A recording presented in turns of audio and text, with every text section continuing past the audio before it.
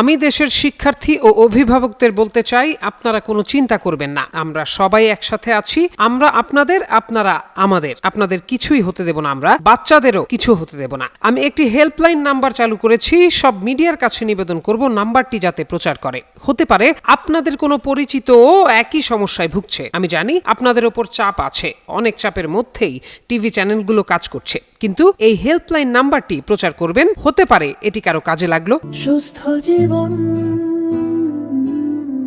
সুন্দর পৃথিবী।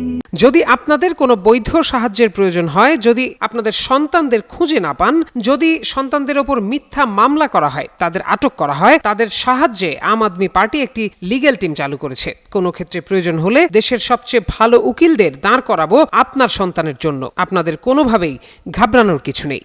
আপনি যে ঝাড়ি দিচ্ছেন তা আপনার পকেটে রাখুন মোদিজি। আপনার ধমকে কেউ ভয় পাওয়ার নয়। আমরা 140 কোটি জনতা একসাথে আছি।